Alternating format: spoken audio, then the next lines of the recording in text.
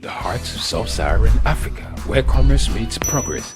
Welcome to SOUQ News, your source for business, economy, and development insight that drive nations forward. From the vibrant streets of Lagos, Africa's fastest economic hub, SOUQ News takes you on a journey of discovery, analyzing and reporting the facts that lay the foundation for growth and development. We don't just report the news, we create it. SOUQ News is more than a channel. It is a catalyst for change, spotlighting the stories that shape economies, inspire entrepreneurs, and fuel progress. Covering business, finance, technology, energy, and many more, SOUQ News provides a daily deep dive into the stories that matter, interviews with industry titans, and analysis that empowers your understanding of economic landscape. Join us daily as we dissect, discuss, and deliver the most relevant and factual news on business and the economy.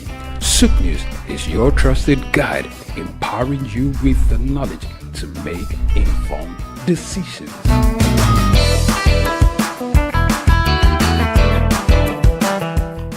The Three Wise Men. Iconic sculptures and statues adorn major metropolitan cities of the world. In Lagos, Nigeria, the statue of three men designed to depict the state's cultural heritage and to usher in visitors and tourists into the ever-accommodating center of excellence is no doubt an astounding work of art. Originally built under the administration of Colonel Raji Rasaki, designed by Bodu Shodende in 1991 and standing over 12 feet high, referred to as Agba Meta or Aro Meta, the three sculptured chiefs were placed along the Lagos-Ibadan toll gate to welcome people coming into Lagos State. The statue called the Three Wise Men by many has become a major signature for the state. Three white-capped chiefs clad in white wrappers, knotted across their shoulders and with clenched right fists are shown in the artwork. The images fascinate and create impressions in the minds of visitors coming into the state, captivating the attention of visitors who look with keen interest, pondering on the messages which the posture of the engraved images signifies.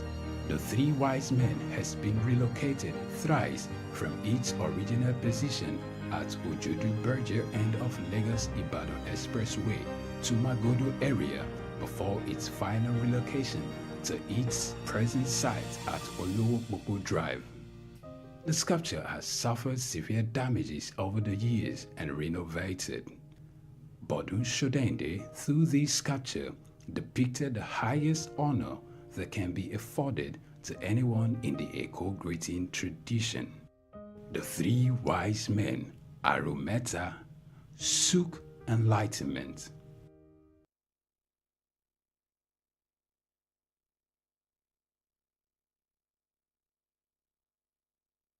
My name is Yinka Babalola. My name is Ijoma Pelokoro. My name is Joshua Hassan. I am Rotarian or Mosunde Lawson. It's Ife Rita Ejeze. My friends call me Ife. My name is Rotarian Lola Dare. I'm inviting you to keep watching SOUQ News. It's the right station to tune to. I like SOUQ News. SOUQ News is good. I want to charge you all to listen to SOUQ News, watch the news. You can have unlimited news first time. Find SOUQ News. Be with SOUQ News. Never switch off. You are better for it.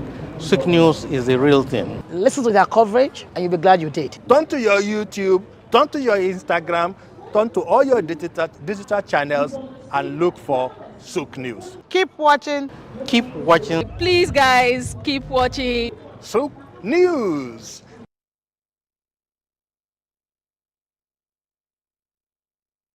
The Three Wise Men. Iconic sculptures and statues adorn major metropolitan cities of the world.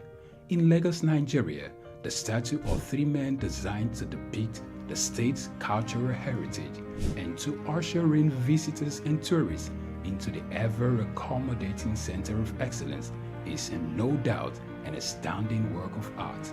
Originally built under the administration of Colonel Raji Rasaki, designed by Bodu Shodende in 1991 and standing over 12 feet high, referred to as Agba Meta or Aro Meta, the 3 sculptured chiefs were placed along the Lagos-Ibadan toll gate to welcome people coming into Lagos State. The statue called the 3 Wise Men by many has become a major signature for the state. 3 white-capped chiefs clad in white wrappers, knotted across their shoulders and with clenched right fists are shown in the artwork. The images fascinate and create impressions in the minds of visitors coming into the state, captivating the attention of visitors who look with keen interest, pondering on the messages which the posture of the engraved images signifies. The 3 Wise Men has been relocated thrice from its original position at Ojodu Berger end of Lagos-Ibadan Expressway to Magodo area before its final relocation to its present site at Olowopopo Drive. The sculpture has suffered severe damages over the years and renovated. Bodun Shodende, through this sculpture, depicted the highest honor that can be afforded to anyone in the Eko greeting tradition. The 3 Wise Men, Arometa, SOUQ, Enlightenment. Idumota Market. Eko Idumota, once a residential neighborhood, is home to Idumota Market located on Lagos Island. It is one of the oldest and arguably one of the largest markets in West Africa. Idumota is a historic neighborhood adjacent to the Lagos port that facilitated the slave trade and later, under the British indirect rule, it surrounded to exports that fueled the colonial enterprise. Idumota was also the location of an armed forces remembrance cenotaph called Soja Idumota, built as a monument to Nigeria.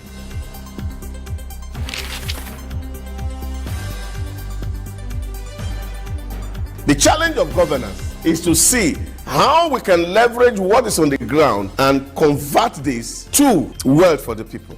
Russia, China are gaining entry into Africa, and it would appear that some Western countries are losing out. You're working as an expatriate worker, then you're paid in your currency. But then if you must spend those money, you need to convert those money to the local currency to spend.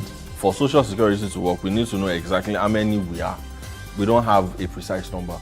We need to know exact location of people. When we address this exchange rate volatility, we will see definitely cost of goods and services will come down. From a security point of view, we should employ the technology to ensure that we can track individuals and goods within the continent. This is Early Exchange with Femi Ayodele. You know, the Early Exchange is all about shaping policy and advancing development with our conversation. Today, we're set to give you the best of programming. And Blessing Aiche. We do hope that you enjoy every time you spend with us here today. The world needs peace. The world needs to come to a round table and find solutions to the pockets of troubles.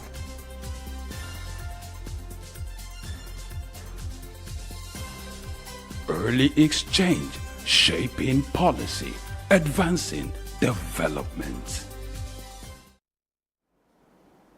Hello, welcome to Early Exchange. I am Blessing Aiche. This is the breakfast show that focuses on business, economy, and development.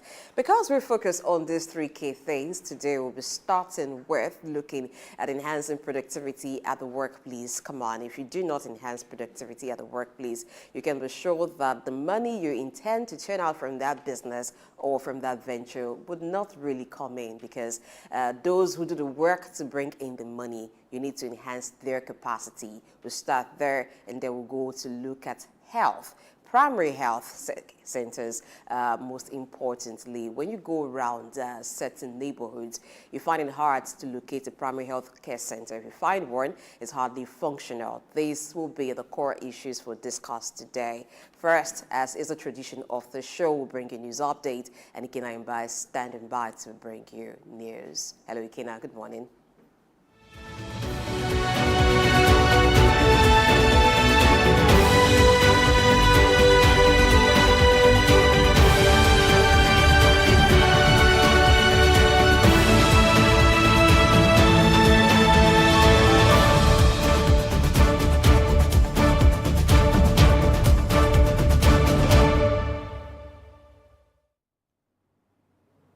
It's a lovely way to kickstart your day with the latest updates from around the world. Good morning, I am Ikenna Mba. We begin with the update on the student loan bill. Nigeria's President Bola Tinubu has signed the student loan reenactment bill into law on yesterday at the State House in Abuja. The signing ceremony, attended by National Assembly leadership, ministers and key education stakeholders, marked the repeal of the 2023 Students' Loan Access to Higher Education Act and the reenactment of the 2004 Students' Loan Access to Higher Education Bill. The executive bill establishes the Nigeria Education Loan Fund, a corporate body entrusted with managing and investing funds to provide loans for Nigerians pursuing higher education, vocational training, and skills acquisition programs. And to the power sector, the Nigeria Electricity Regulatory Commission, NERC, has greenlit a tariff hike for customers falling under the Band A category. The Vice Chairman, Muslio Seni, confirmed the increase from 66 Naira to 225 Naira per kilowatt hour.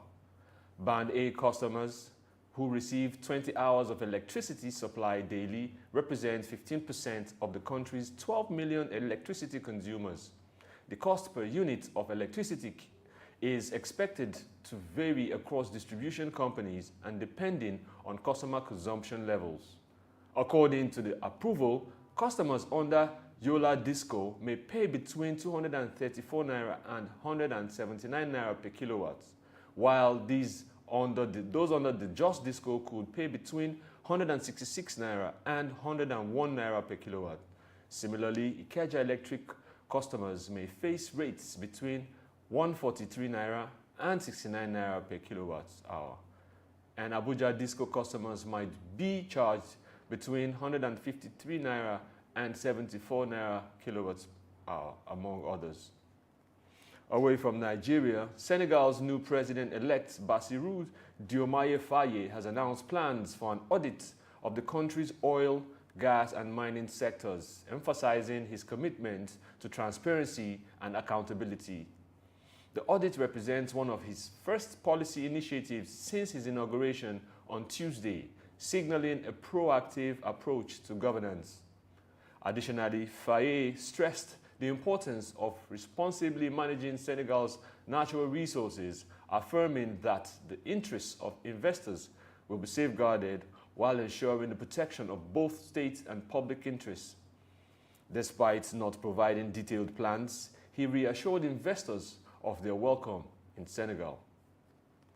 In telecom, the U.S. telecom sector is opposing the Federal Communications Commission (FCC) plan to reinstate net neutrality rules initially repealed in 2017 under President Donald Trump. Net neutrality regulations prevent internet service providers from blocking or slowing down traffic or offering preferential treatment for payment. U.S. Telecom CEO Jonathan Spalter criticized the initiative as counterproductive and unnecessary, representing a distraction from consumer interests. Similarly, the Internet and Television Association, representing major providers like Comcast, warned of adverse effects on broadband access in rural areas and undeserved areas, anticipating prolonged legal battles. This aligns with the priorities of Democratic President Joe Biden, supported by the Computer and Communication Industry Association. Finally, the dollar hovered below recent highs earlier today, awaiting U.S. labor data for clues on recent interest rates, while the yen weakened against other major currencies. Unexpectedly slow, U.S. services growth pushed the dollar lower on Wednesday, though it remains the top-performing G10 currency this year as rate cuts expectations wane. U.S. stock closed mostly higher Wednesday, influenced by mixed economic data and comments from Federal Reserve Chair Jerome Powell. The yen faced pressure even after Japan's recent rate hike, hovering near historic lows against the euro and Canadian dollar. Yen volatility increased, possibly in anticipation of sharp reactions to U.S. labor data. Markets await European PMI readings and ECB meeting outcomes, with U.S. labor data on Friday holding significant attention. With that, we call it a wrap on News Update on SOUQ News Television. I'm Ikenna Mba. Many thanks for watching. Back to Early Exchange.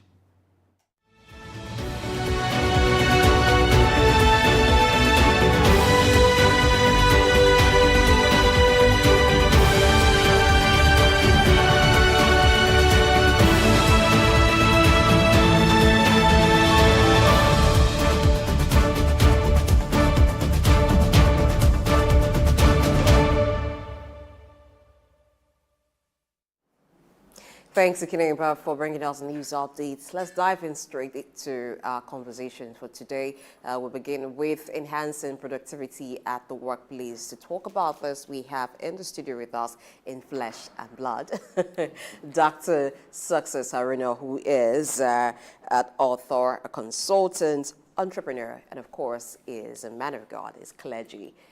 All of these things, one man is all of them, and today is in the studio. Welcome to Early Exchange. Good morning. Thank you for having me here. It's your first time on the show. I should get a bell that I will ring specially for those who are making their debut on the show. That's great. Okay.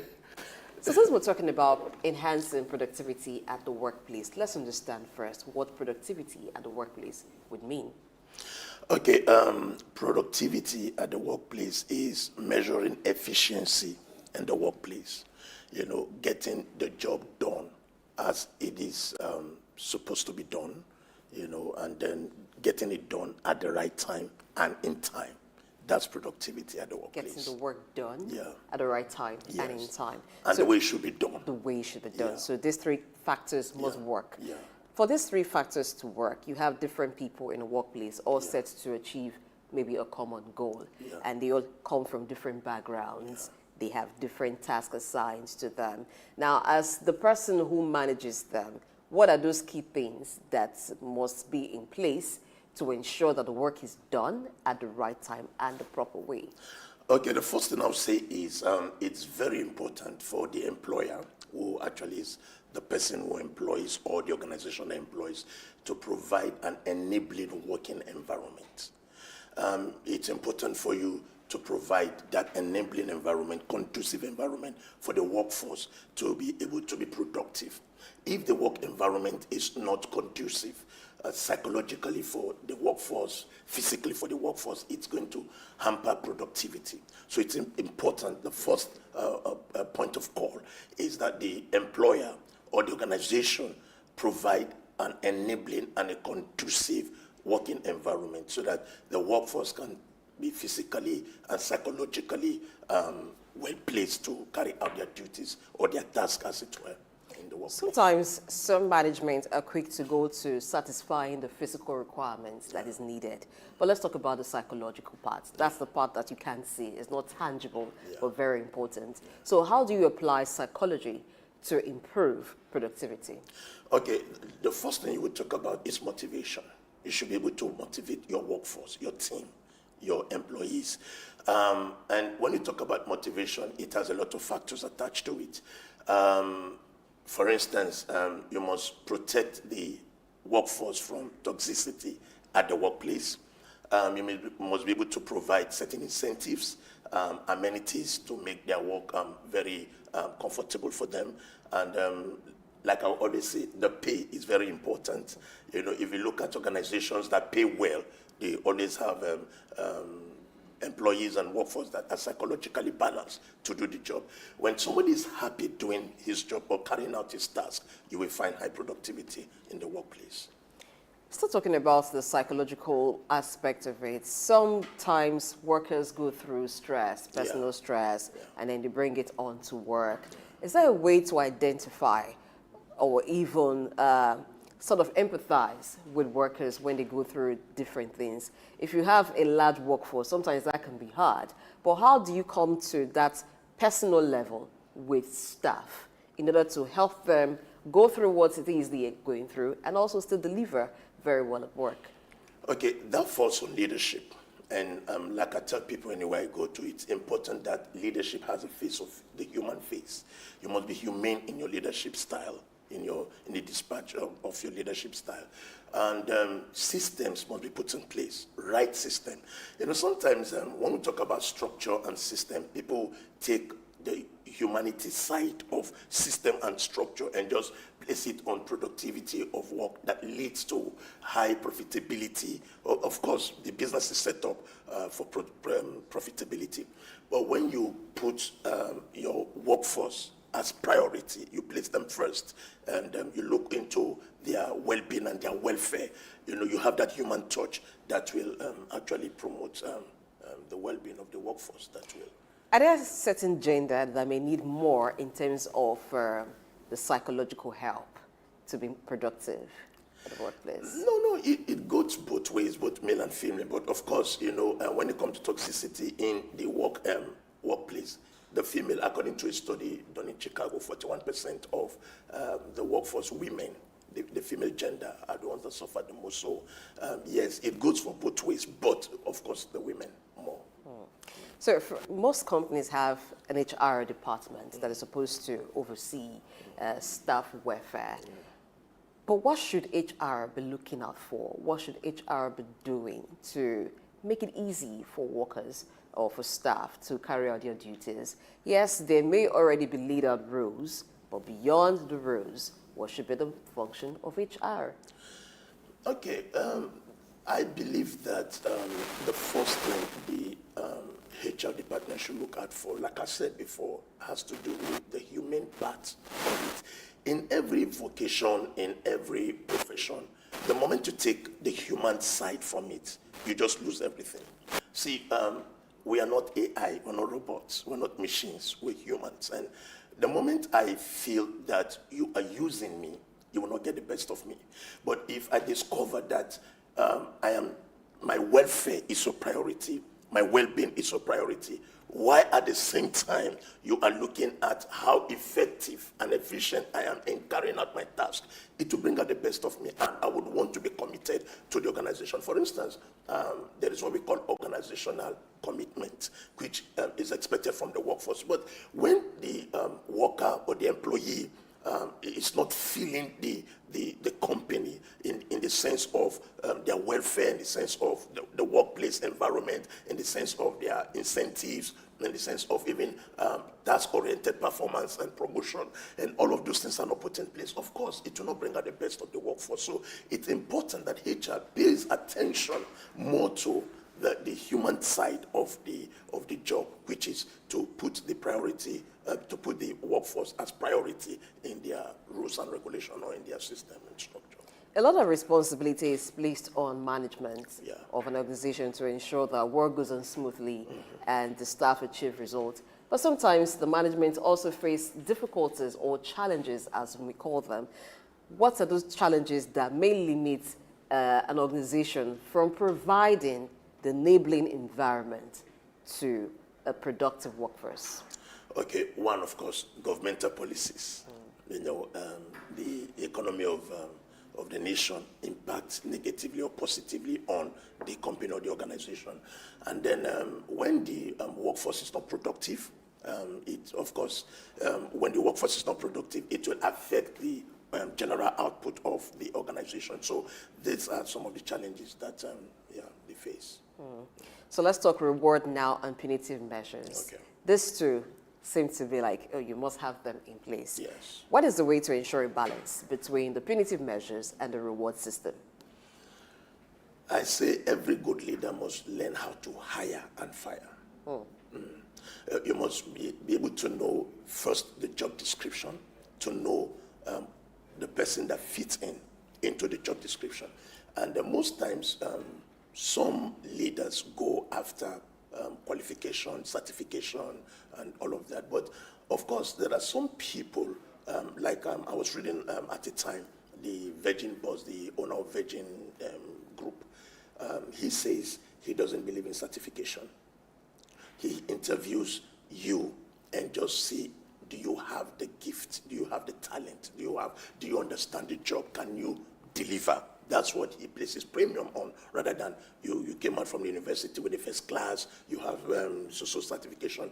That can be done on the platform of brilliance. When somebody is brilliant, he can go to school and then do well academically. But when it comes to the workplace, it's a whole different ballgame, which needs intelligence. So you should be able to bridge between brilliance and intelligence, because it's important for you to carry. So when it comes to that, you know that, okay, when somebody has done well, you reward them.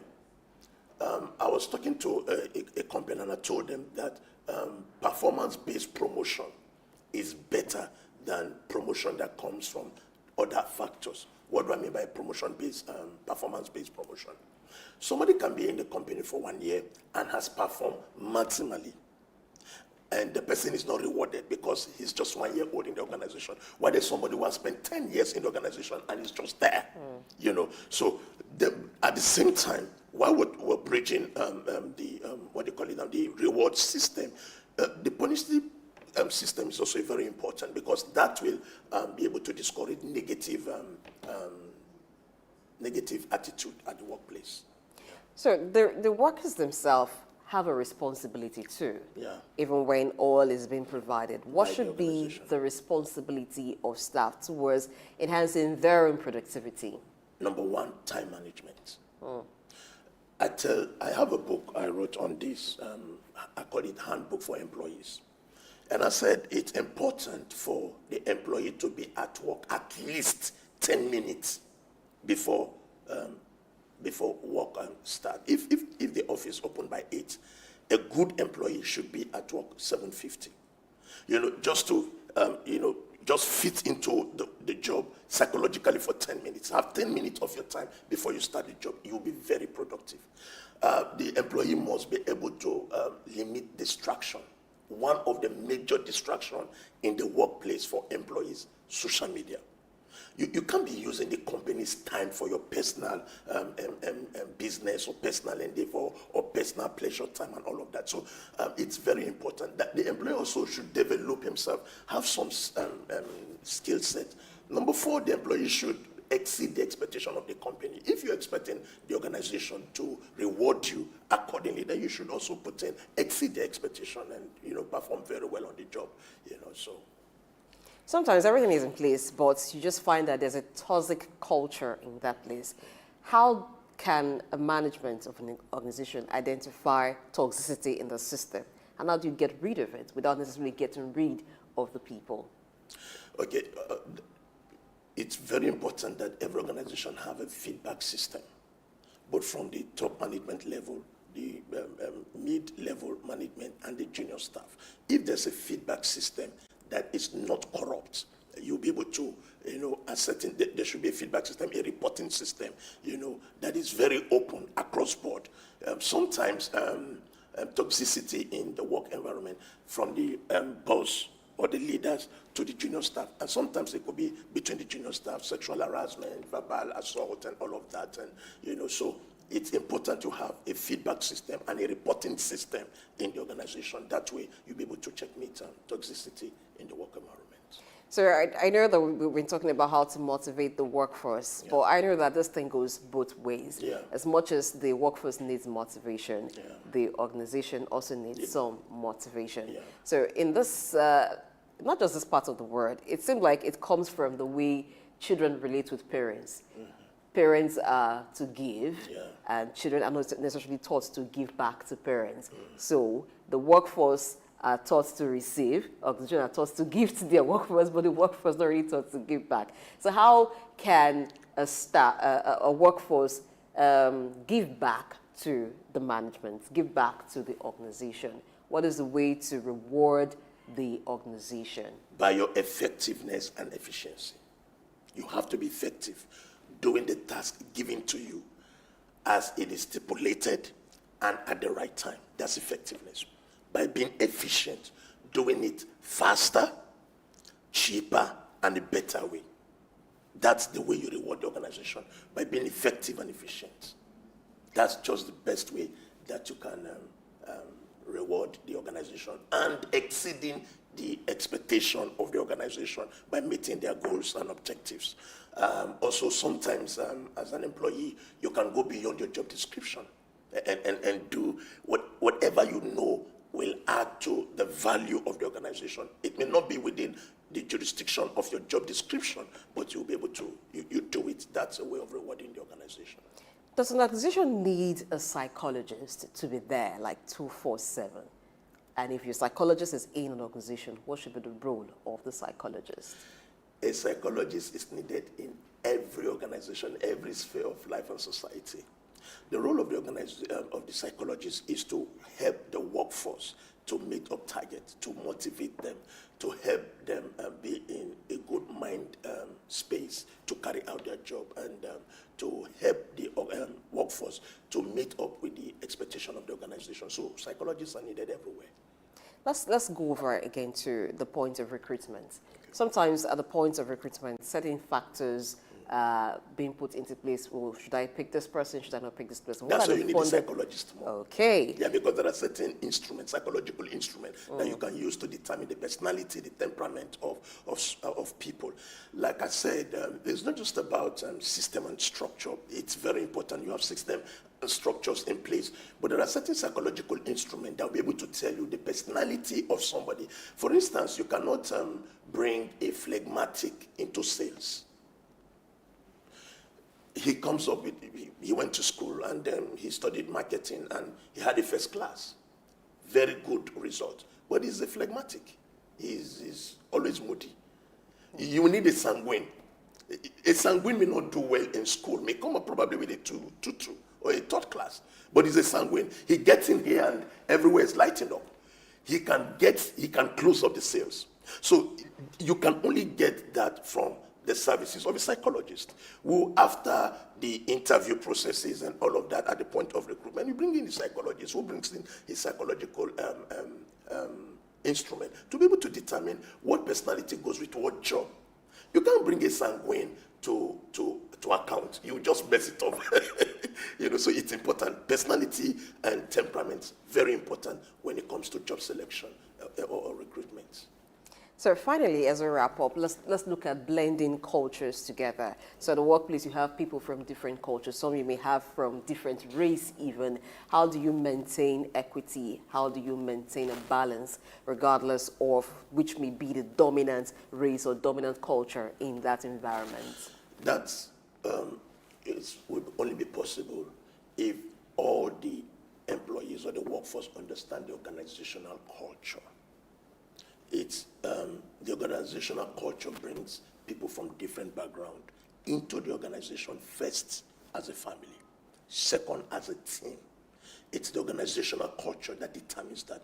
If you run the organization as a family and as a team, not having individualistic perspective, then you are going to really achieve that. So the people must understand the organizational culture, and that's why I always tell leaders, or I tell organizations, always have frequent trainings. It's important. Somebody cannot just come in, you employ someone and you just give him your handbook and that's all. There should be continuous on-the-job training.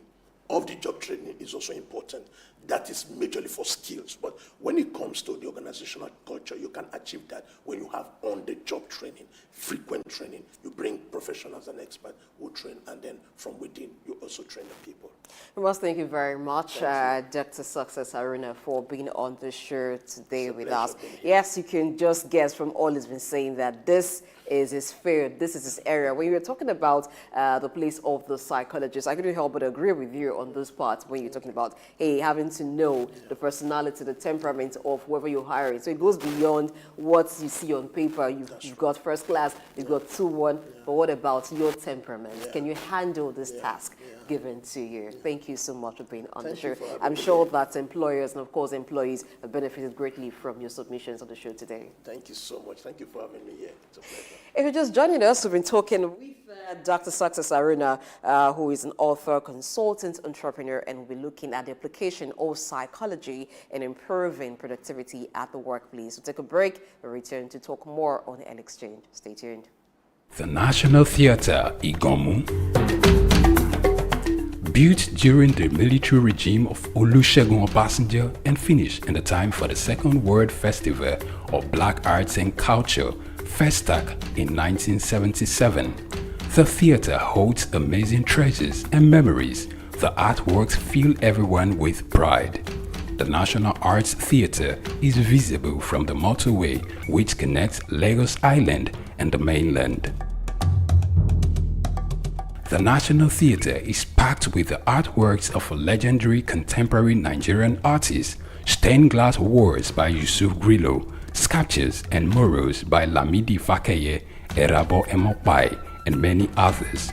It was put to full use for a month as one of the 4 venues of the Second World Black and African Festival of Arts and Culture, tagged SOUQ 77.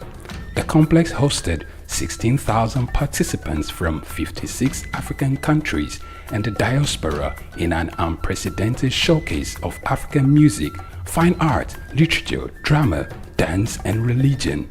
The National Art Theatre was built and designed by Techno Expert Stroll, a Bulgarian company mirroring the Palace of Culture and Sports in Varna, Bulgaria. Completed in 1976, the building is one of the largest and most beautiful of its kind on the African continent. It consists of a central hall with 5,000 seats, a collapsible stage that can be quickly rebuilt, a conference hall with 1,600 seats, 2 large exhibition halls, and 2 cinemas with 800 seats each. The theater complex has a dressing room for artists, a garage, offices, coffee bars, and a buffet. It has indoor TV and radio systems, as well as booths with facilities for simultaneous translation of languages and hectares of lush green lawn around.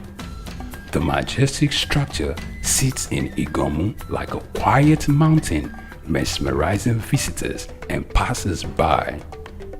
The National Theatre, SOUQ Enlightenment. The heart of sub-Saharan Africa, where commerce meets progress. Welcome to SOUQ News, your source for business, economy, and development insights that drive nations forward. From the vibrant streets of Lagos, Africa's fastest economic hub, SOUQ News takes you on a journey of discovery, analyzing and reporting the facts that lay the foundation for growth and development. We don't just report the news, we create it. SOUQ News is more than a channel. It is a catalyst for change, spotlighting the stories that shape economies, inspire entrepreneurs, and fuel progress. Covering business, finance, technology, energy, and many more, SOUQ News provides a daily deep dive into the stories that matter, interviews with industry titans, and analysis that empowers your understanding of economic landscape. Join us daily as we dissect, discuss, and deliver the most relevant and factual news on business and the economy. SOUQ News is your trusted guide, empowering you with the knowledge to make informed decisions.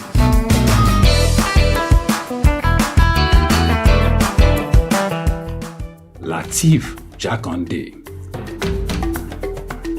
Born Lateef Kayode Jakande in the Ekpetedo area of Lagos Island, Lagos State on July 1929. He studied at the Lagos Public School at Enowa, Lagos Island, then at Bonham Memorial Methodist School, Port Harcourt, King's College, enrolled at Ilesha Grammar School, where he edited a literary paper called The Quarterly Mirror. Jakande began a career in journalism in 1949 with the Daily Service and joined the Nigerian Tribune in 1953. The owner, Chief Obafemi Awolowo, appointed Jakande editor-in-chief of the Tribune in 1956. Jakande established John West Publications in 1975 after leaving Tribune and began to publish the Lagos News. He served as the first president of the Newspaper Proprietors Association of Nigeria, NPAN. Jakande ran for election as executive governor of Lagos State in 1979 on the Unity Party of Nigeria platform. His administration was effective and open and implemented the cardinal policies of his party. He introduced housing and educational programs targeting the poor, building new neighborhood primary and secondary schools, and providing free primary and secondary education. He gave poor people's children education, and many of them are now very prominent in the society today. Jakande established the Lagos State University and constructed over 30,000 housing units. After the military takeover in 1983, Jakande was charged, prosecuted, and convicted of treason and later pardoned. He served as Minister of Works under the Sani Abacha military regime. He died in Lagos on February 11, 2021. Lateef Jakande was the first civilian governor of Lagos State. Lateef Kayode Jakande, SOUQ Enlightenment.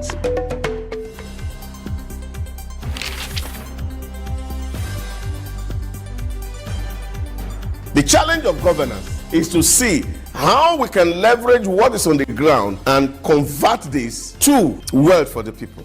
Russia, China are gaining entry into Africa, and it would appear that some Western countries are losing out. You're working as an expatriate worker, then you're paid in your currency. But then if you must spend those money, you need to convert those money to the local currency to spend. For Social Security to work, we need to know exactly how many we are. We don't have a precise number. We need to know exact location of people. When we address this exchange rate volatility, we will see definitely cost of goods and services will come down. From a security point of view, we should employ the technology to ensure that we can track individuals and goods within the continent. This is Early Exchange with Femi Ayodele. You know, the Early Exchange is all about shaping policy and advancing development with our conversation. Today, we're set to give you the best of programming. And Blessing Aiche. We do hope that you enjoy every time you spend with us here today. The world needs peace. The world needs to come to a round table and find solutions to the pockets of troubles.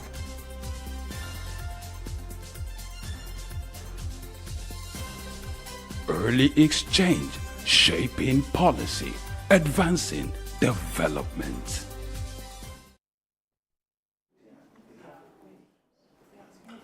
Good to know your story. That's on Early Exchange. Yes. Have you seen my twin today? I don't run solo at all on the show because I've got a twin, but he's still twinning with me. Femi Ayodele. Good morning. No, I'm still your twin. Yeah, but you don't twin with me anymore. I stopped that when I blocked the camera. No, what you did was to block the camera. But what I'm going to do is to re-strategize. Okay. We'll wait to see that. I'm working on my own strategy. All right, glad to know you're still there with us. It's the Early Exchange where we shape policy and advance development with our conversation. We're always proud to say that because that's our business, that's our focus on this show. And now let's shift our attention to the health sector where the federal government has approved the release of some about 25 billion naira for primary health care in Nigeria. The essence of this fund is to improve over 8,000 healthcare centers in Nigeria. Now, what will be the impact of this fund and how should it be utilized in order to improve the state of primary health care in Nigeria? Let's shift the conversation to our special guest who's going to provide our perspective in this regard. We're being joined by Mary Agolo, who is a registered nurse and also a public health advocate. Glad to have you join us, Mary. It's been a while. Good morning, Femi. Yeah, it's really been a while. It's good to see you again. Yeah, how great. Are you? Always a pleasure to have you here. Thank you. Thank you. Now, it is a pleasure. When you this kind of story about money being approved, this is to the tune of about 25 billion naira for the improvement of primary health care in Nigeria. The essence of this is to improve over 8,000 healthcare centers in Nigeria. What comes to your mind, and how will you react to this kind of story or development? Thank you very much, Femi, for that question. To start with, I would like to say thank you to the federal government for at least remembering the public health sector, the primary health care sector in their policy making and looking at it from the angle of primary healthcare centers sector being a part of healthcare that is not usually very much paid attention to. So if I'll just say we appreciate the government for putting us in mind, keeping this aspect of healthcare in their agenda, at least positively for this period. So how will I react to this? Yes, I'm happy about this. It gives us a sigh of relief, you know, to know that the poorest of the poor in Nigeria can now have easy access to healthcare, because primary healthcare generally is supposed to be the healthcare section that should be easily accessible and available to the common Nigerians in the suburbs, in the rural areas, you know, common Nigerians who cannot afford the secondary and the tertiary healthcare. And aside that, the primary healthcare is also supposed to be the first line of the first place of call for anyone in a community who has a healthcare issue. You know, you assess the primary healthcare center first before you are referred, if your case would need referral, and you're referred to the secondary or the tertiary institution. And it's been unfortunate that for so many years now, the state of primary healthcare centers in Nigeria has been in a very sorry state, because when we public health advocates organize medical outreaches to these rural areas, you hear this rural dwellers telling you about the fact that they've not seen a doctor in a long time. There are no facilities in the primary healthcare center in their village. There are no drugs. There is no one.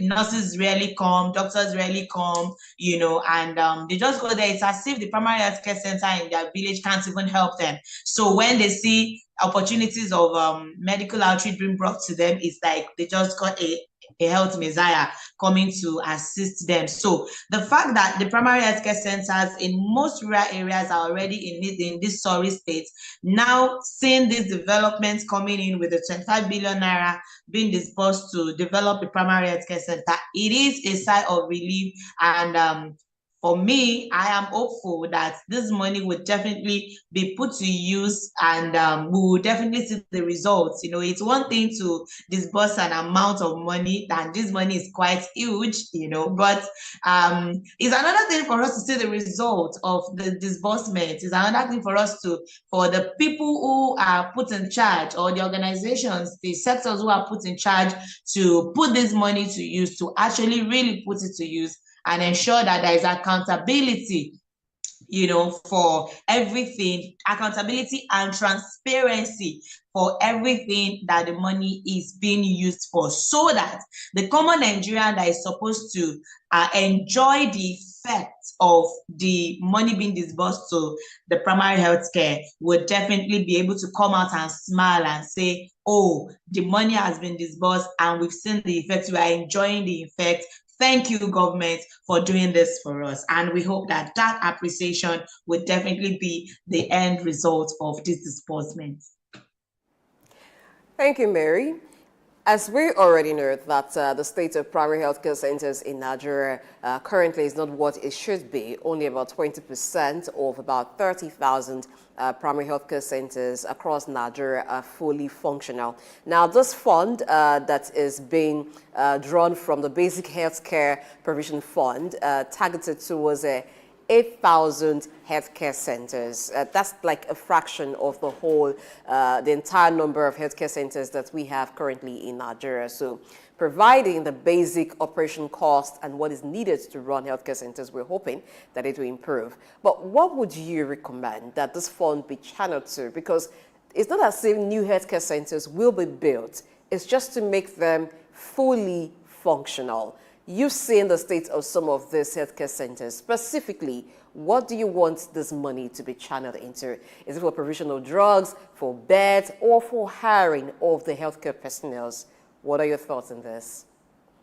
Yes, you already mentioned some of it already. Starting from the hiring of healthcare professionals, we actually need more healthcare professionals in the primary healthcare sector.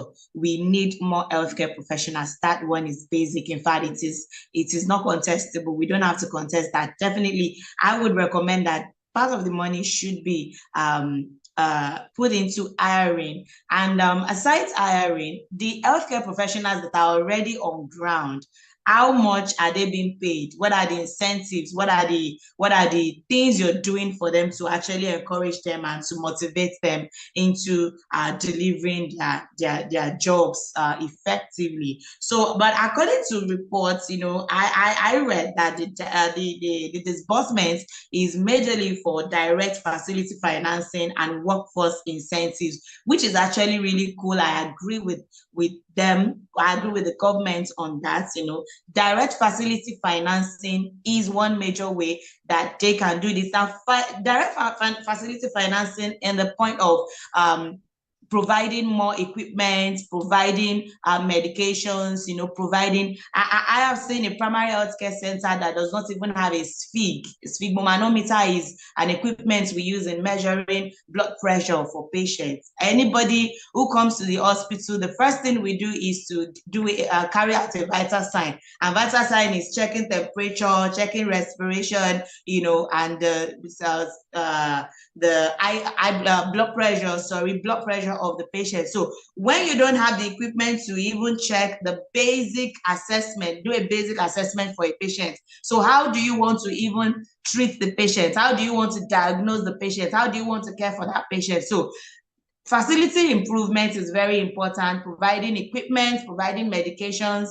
In rural areas where most primary healthcare centers are located, there are no big pharmacy shops or pharmacy companies or something that they can easily go and get these medications. If it's in the town, if it's in secondary healthcare, sector and cities, if patients cannot get a particular medication in the hospital, you can easily just prescribe it to them, give them the prescription sheet. They will go out there to some quality chemist shops or pharmacy shops and they will buy it because they can afford it. But in rural areas, they don't easily have that. They don't readily have that, places where they can buy these things. So they have to actually get these medications from the center, from the health center where they are being treated. So that's one. Now, two, I'm happy. I read a report that some of the money is also going to be pushed into NHIS, because NHIS is also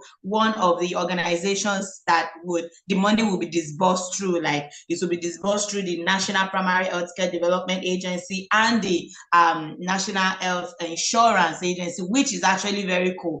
Looking at it from the angle of NHIS, I am a strong advocate for health insurance, because health insurance is key for Nigerians, especially for the common Nigerian. But everybody needs health insurance, and I feel health insurance is not given enough publicity, is not yet given enough attention. So if some of this money is actually put into health insurance to reduce drastically out-of-pocket payments for healthcare, this will go a long way in helping the common Nigerians who cannot afford healthcare. A situation whereby someone falls sick, a child falls sick, the parent takes the child to the hospital, you get there, you have billed a particular amount of money, or you have paid for card, pay for consultation, pay for drug, pay for laboratory tests, pay for this and that, and then the person doesn't have money. Of course, sickness does not write a letter to you that you're going to fall sickness to prepare for meal. So people fall sick unexpectedly without, some people even fall sick, and because they don't have money to go to the hospital, they just stay at home and start taking all sorts, in the house just to get better because they cannot afford healthcare. So all these are the problems that NHIS, health insurance, will help to solve. So if part of this money is put into NHIS in providing health insurance for the common Nigerians, for the poorest of the poor, for the Nigerians in rural area, for the common Nigerians who cannot afford to even feed, not to talk of being able to pay for healthcare out of pocket. So if you help to give them health insurance for a whole year, they can go to the hospital anytime they are sick and access healthcare without having the issues of headache or of the fact that they don't have money to pay. So answering your question, basically, I would say part of the money, priority should be given to health insurance. Priority should be given to providing medications and equipment, basic equipment that befits a primary health care. Now, when you want to provide basic equipment for primary health care, you look at what are the services that primary health care, a typical primary health care should provide. Primary health care is the first call of health care. So you don't expect that surgeries will be performed in primary health care centers. You don't expect that major procedures we perform in the primary health care. Of course, if you want to undergo such major procedures, you go to secondary health care or you go to tertiary. But what are the basic procedures being performed in primary health care? What are the basic things that patients would easily come to assess in primary health care? Immunization, emergency, first aid, delivery, maternal and child care, everything that has to do with maternal and child care. Because a woman in a rural area who wants to give birth would definitely go to a health center closest to her to register for antenatal and have a delivery there. So every equipment we need for maternal and child care, to provide antenatal care, to provide for labor, to provide delivery, to provide postnatal care. Then family planning services should be offered at primary health care centers too. And of course, primary health care centers should be able to treat basic illnesses, common illnesses like malaria, typhoid. And then a primary health care center it should have a laboratory. A good laboratory actually should be in a primary health care center, because definitely there are some tests, there are some medical tests that some patients would want to undergo, and you cannot start sending them to township from the village just because they want to do a malaria test or wider test or whatever, blood sugar test or anything. So these are part of the equipment that need. So it is really basic. It's not a lot. So definitely part of this fund should be allocated to this. Provide medications, provide this equipment, and then incentives for the professionals.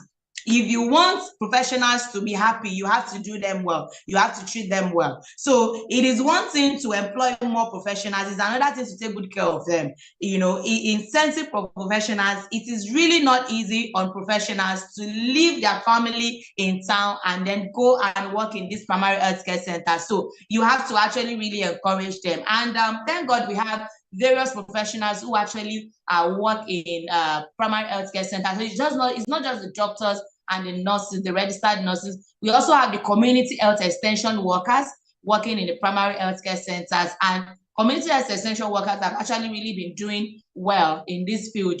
Most of them actually work in these PHCs, and they show up, so nurses are there, doctors should be there also, and I would like to talk to the professionals. The professionals should not look at it that, okay, because the primary health care center is a small platform, so they will rather prefer to go and work in the bigger platform, which is the secondary health care or the tertiary institution. So if government is putting their weight behind us in providing all these basic things we are mentioning and ensuring that everything is fine with primary health care centers, then the professionals should also do their bit in ensuring that the community people, the citizens, have the best of care in primary health care center.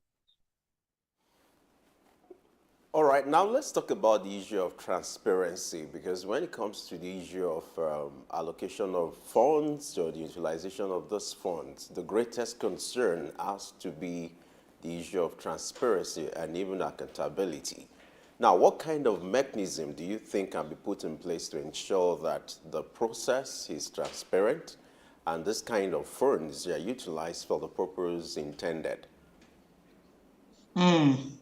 Thank you very much. I really, that is the major for this discussion, because like I said earlier when I was answering my first question, it is one thing for money to be disbursed. We all hear it, we cheer, we are happy and everything. It's another thing for us to actually see the results and the major improvements that we expect from this allocation and everything. Now, so many instances we've had a lot of money being disbursed to healthcare, to this sector, education, and everything, and then we still don't really see the results, or maybe you just see the results a bit, and then later on everything just goes haywire, and nobody can explain what actually went wrong or at what point did anything go wrong.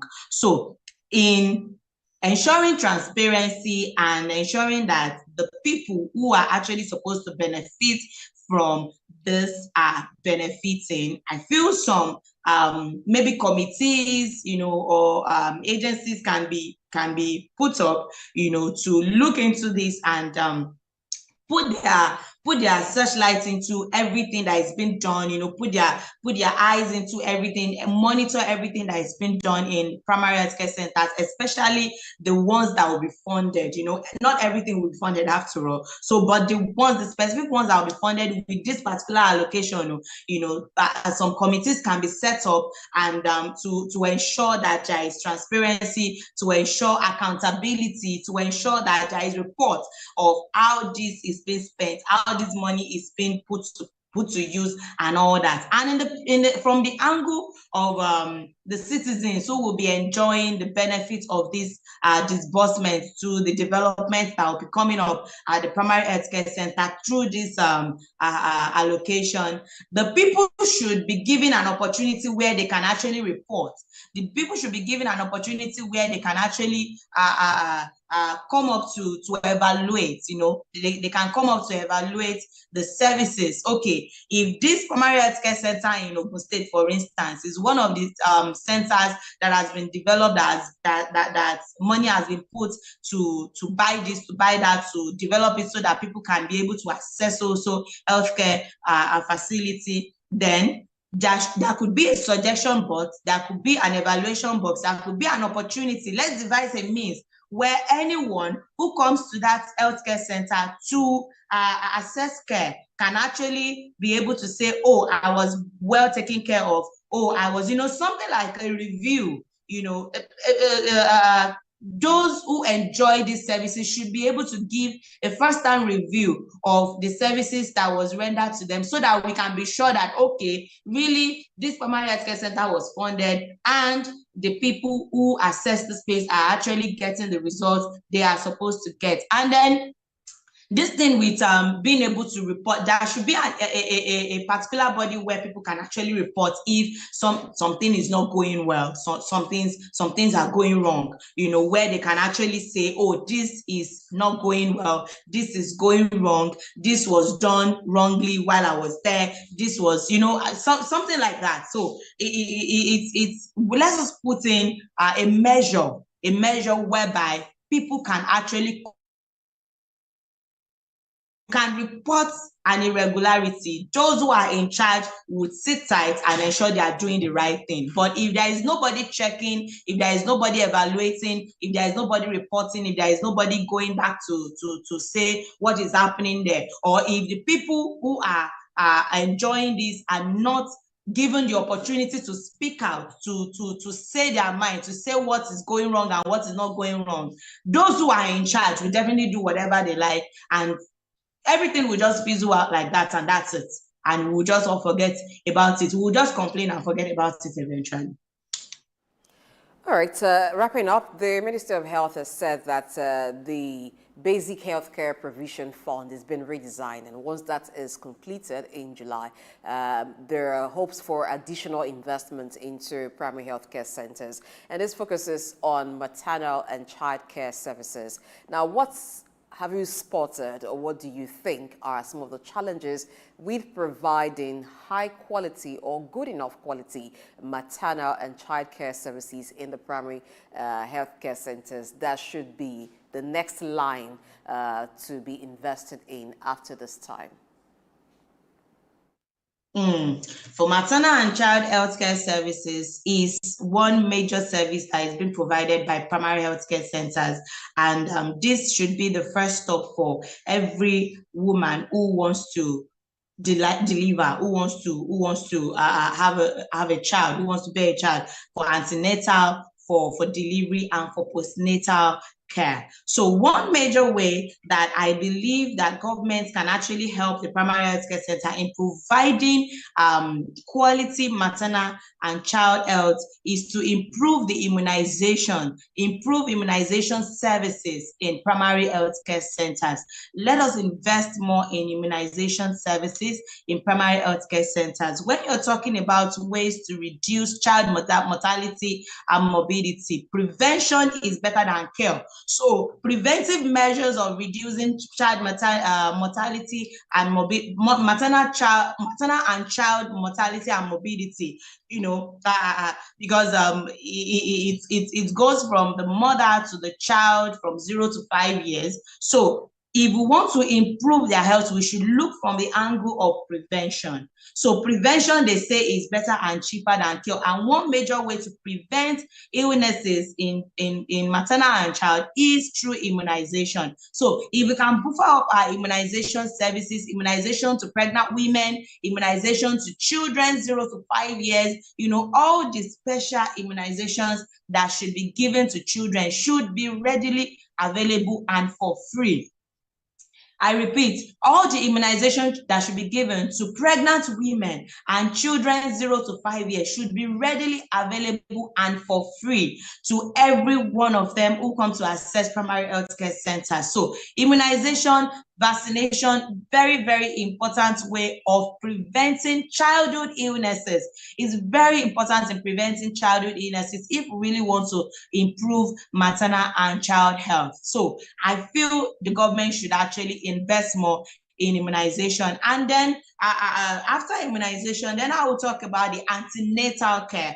Antenatal care, you know, if things are going to go wrong on the day of delivery for a pregnant woman, it is possible to actually see it coming already during the antenatal care. So if antenatal service is top-notch, if antenatal service for pregnant women is very cool, is very okay, is very professional, is quality, then we will have a reduced number of stillbirth, we'll have a reduced number of maternal death on delivery days. So during antenatal care, every facility that should be in place to check a pregnant woman should be in place. You know, the ultrasound scanning, the vaccination for pregnant women, the care, everything that should be in place, all the tests that they should carry out on pregnant women should be in place so that there won't be any negative eventualities during their delivery days. Because if there is anything that will go wrong on delivery day, most of the time we see it coming already during antenatal. But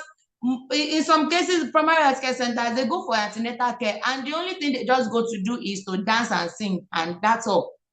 You know, dance and sing in the sense that, of course, we at antenatal, the pregnant women come, we educate them, they sing, we make them do some small exercises here and there. That's where the dancing come in and all that. No tests, no medications, no nothing, no ultrasound scan, nothing, because the healthcare center does not have the facility for it. And on the day of delivery, the woman will come with her pregnancy to come and deliver a child, and it is on that day we're seeing that, oh, this woman has an incompetent cervix, oh, this woman has this, there is fetal distress, there is maternal distress, there is this and there is that, and then the child dies, the mother dies, the child survives, you know, all those stuff.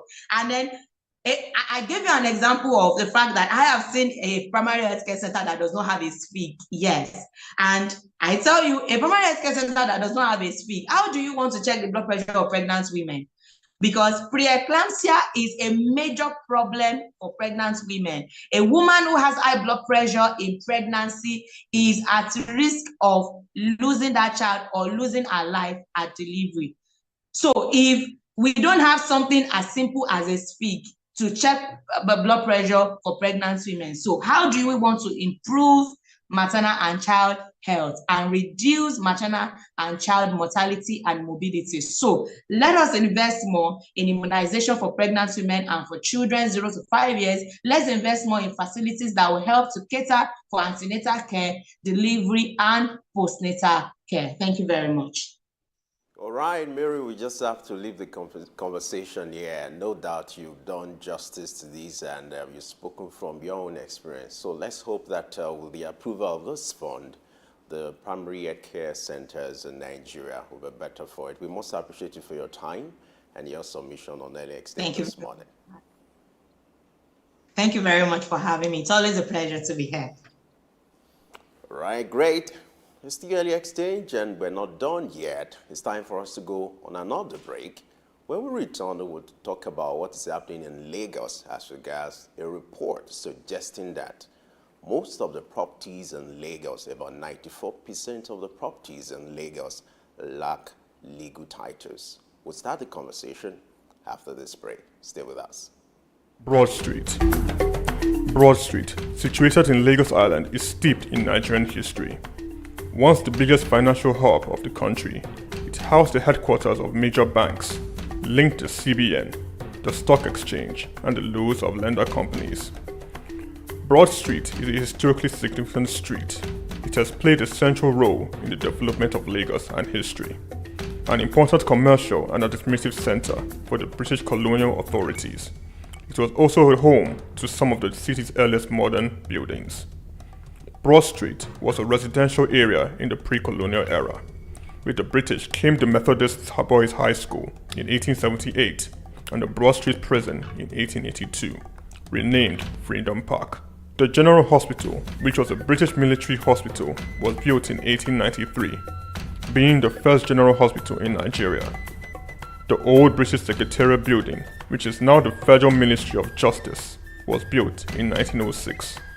Broad Street has seen a full turn into modern commercial office blocks, complexes, skyscrapers, and markets from the Outer Marina through Akpombo, early into the Adeniji Adele Road. Broad Street is one of the busiest streets in Nigeria on weekdays, where commercial activities take place day and night. From modern buildings to ancient structures, this street gives one a raw dose of life in Lagos. Broad Street is often referred to as Lagos Financial District. It boasts a mix of architectural styles, reflecting its long history, colonial-era buildings, Victorian and Edwardian architectural features, alongside more modern skyscrapers and structures.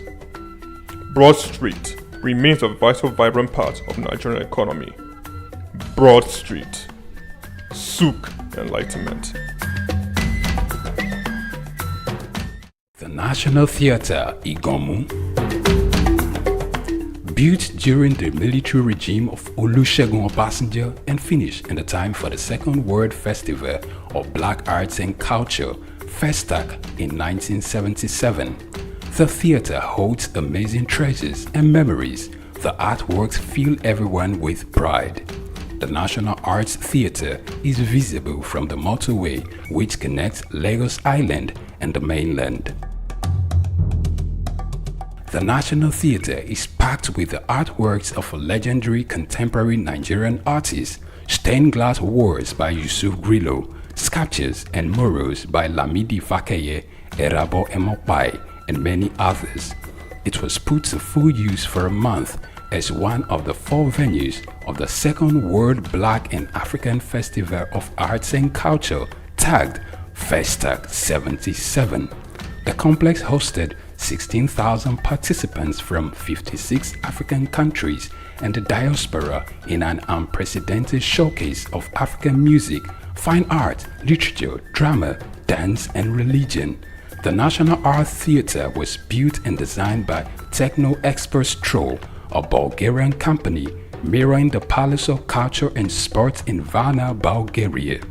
Completed in 1976, the building is one of the largest and most beautiful of its kind on the African continent.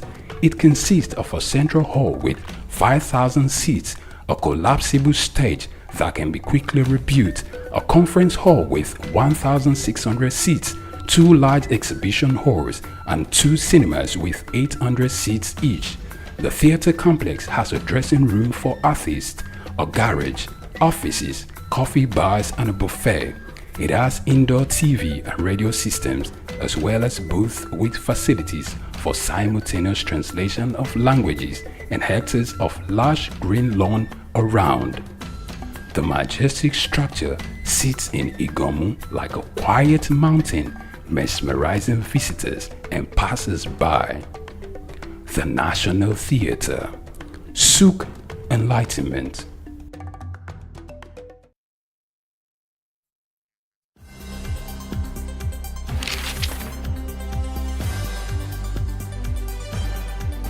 The challenge of governance is to see how we can leverage what is on the ground and convert this to wealth for the people.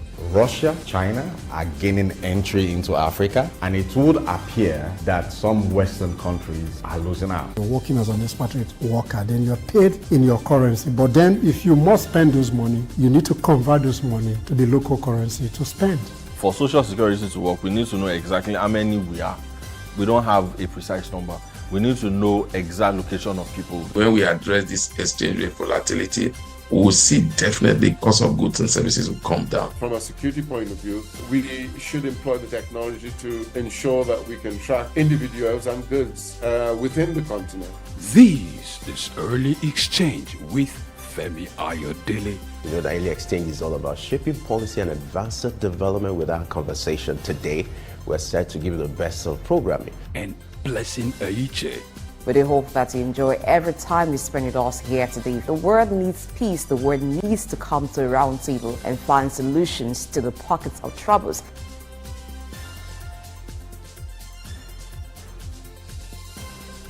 Early Exchange, shaping policy, advancing development. Many thanks for staying with us on Early Exchange. Let me ask you, what title does your land have? Do you have a land in Lagos or some other place in Nigeria? Well, today we're looking at land titles, as a report says 94% of lands in Lagos lack legal titles. Is that true, and why is the case so? We have with us in the studio Victor Jubino Esquire, who is a lawyer in Lagos and is also managing partner and head of corporate, commercial and general legal services at Optics Legal Consulting. Good morning. Welcome to the show. Yeah, good morning. Let's begin with the report that says 94% of lands in Lagos do not have legal titles. First, let's understand what legal title for a land would mean and look at the report. Do you think it's true? 94%, that's almost like all the lands in Lagos. Anyway, when I got the report, I wasn't surprised because a lot of properties, lands in Lagos, most of the landowners there don't have legal titles.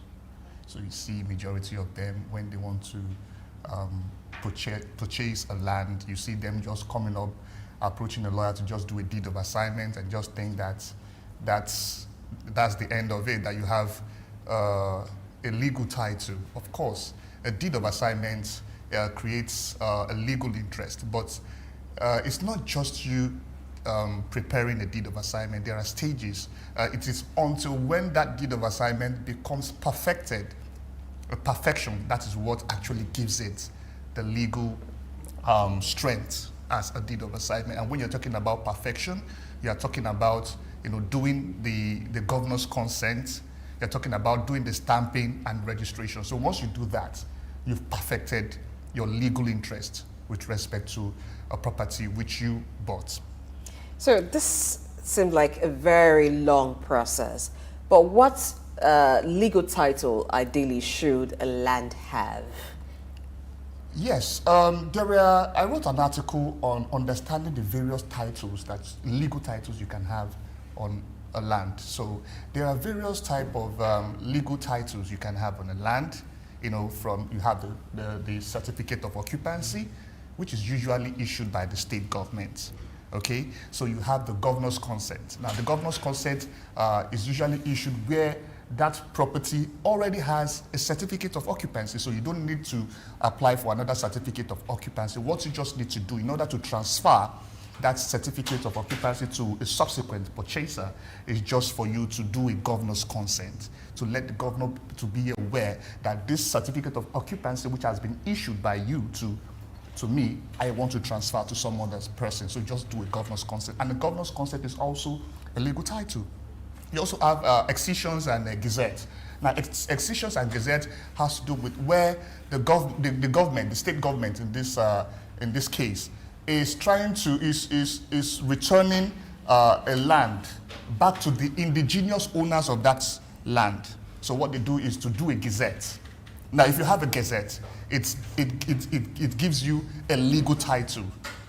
It gives you a legal title. Then you have registered court judgments. There are cases where you see two disputing parties with respect to a land having two different titles to that land. But at the end of the day, when the court determines who is the rightful owner, it gives a judgment and registers that it gives a judgment with respect to who is the real owner of that property. And what you just do is take the judgment to the Ministry of Lands to register that judgment. It gives you legal title. Then you have right of occupancy as well. It's a right, a legal right given to a landowner by the government to use the land for 99 years. And so a lot of legal titles that you can have on a landed property, not just C of O or governor's consent. A lot of people don't know about this. Let's harmonize this so that our viewers will understand better. The general perception is once you have the C of O or the deed of agreement, you have the titles to the land or to the property. But give us a better orientation. Must you have more are there other documents that must be in possession of the owner or the supposed owner of the property apart from C of O, or must you have more? Oh, okay. Maybe it's just one that will qualify you to have the titling, or you need to have more documents. And if you need to have more, what are these documents? Very well. What's the number of required documents? Okay. Talk about minimum or the maximum, if that exists. On the particular piece of land. Just one of them will suffice. You don't need to have 3 on a particular piece of land. Just one, it suffices. Looking at the legal weight, which one will come first if you're talking about all these documents? Well, in my article I wrote with respect to the various titles you can have on land, I made a comment that, of course, the most valuable form of title that you can have is the certificate of occupancy. Okay, so that's the reason why you see most people always want to say, I want to do C of O on my property, I want to do C of O on my property. But that does not take away the fact that other titles, which I just mentioned earlier, valid legal titles to that property. In the case of C of O, Lagos is recorded poor when you talk about the number of lands with C of O's in Lagos State. So the first vice president of the Nigerian Institute of Estate Surveyors was talking, and he mentioned that across some states you find that the number of those lands with C of O's are quite low. Surprisingly, Lagos. But a surprise also came along the way to know that Edo State, since the state was created in 1991, had up till the administration of the current governor, Governor Godwin Obaseki, had about 2,000 C of O's. But in 8 years, the state has recorded about 30,000 C of O's. Now, what is the bureaucracy about the assignment of C of O's to land? Why is it such a struggle, a difficulty for landowners to have C of O's? Okay, we are looking at Lagos, right? Now, the first thing is that, Lagos is a commercial city, and, being a commercial city, commercial hub of the country, a lot of people see having landed properties in Lagos as an opportunity to make money. So there is always this competition on landed properties in Lagos. So that's the first thing. And the next thing is the issue of litigation. We have a lot of litigations on landed property. When you go to the land registry to search with respect to the validity of the title of the person who proposes to be the owner, you see there are a lot of encumbrances on that title, which he is also claiming he is the owner. So you see, the issue of litigation is one of the reasons why it is always difficult for property owners to be able to get these legal titles on these properties, because once there is a litigation on that land, the government cannot issue any title on that land, because there is a dispute which has to be resolved before the government can issue a legal title on that landed property. Then we also talk about the bureaucracy that has to do with the process involved in getting this documents, these legal titles to the land. Even by the time you prepare a deed of assignment, and you want to perfect to get a legal title, you have the governor's consent. It takes a lot of bureaucracy for you to get the consent from the governor. It takes a lot of time. They're not talking about issues of 1 year. It takes a lot of time to get this governor's consent. What about the stamping? It takes a lot of time to get the stamping done and the registration at the end of the day. So you see a lot of bureaucracy involved in getting this legal title. So I'm not surprised if the statistics is saying that over 94% out of 100 don't have legal titles to land in Lagos. So these are the issues. You'll be wondering if an urban city like Lagos is having this kind of experience. What will happen in the remote areas or villages? But the issue is it transferable when you talk about legal titles? For instance, if I have a property or I have a piece of land and I have to sell to a Blessing, for instance, the legal titles that I possess, is it transferable? Are they transferable, the documents? And if that should be done, what are the processes that should be put in place to ensure that she becomes the valid owner? Yes. Of course, those legal titles, like I said, they are transferable. Like I made an instance of why you may dispense with a C of O and just get a governor's consent, because already that property has a C of O, so there won't be any need for you to duplicate a C of O on the same property. So what you just need to do is to apply for governor's consent with respect to the C of O on that property, just to inform the state who actually is the owner of the land, who has leased the property to the person who wants to sell for 99 years, and he wants to sell part of that 99 years to somebody else, just to inform the governor that, oh, this C of O that was issued to me, I want to transfer to some other person. So you just do a governor's consent on that. So it is transferable. So there is no title that is not transferable, being a registered court judgment on the land, being a certificate of occupancy, being right of occupancy. All the titles I mentioned earlier, they are all transferable. It's just for you to do the needful, just to inform the state, who actually, by virtue of the provisions of the Land Use Act, is the owner of all lands in that state. Okay, so legal titles are very well transferable. Earlier you said that all legal titles are valid. Yeah. So if they are valid but do not have the same commercial value, why is there discrimination between some legal titles? For instance, a bank wants to give loan using the land as collateral. Why do we find this discrimination between certain legal titles, the demand for C of O as against some other titles? Okay, so like I said, you don't necessarily need to have more than one title on a piece of land. Okay, just one will suffice. But let's take for instance, you got a legal interest or a legal right on a property as a result of a registered court judgment, for example. So there's nothing that stops you from proceeding to get another form of legal title on that property, that by going by applying for the certificate of occupancy.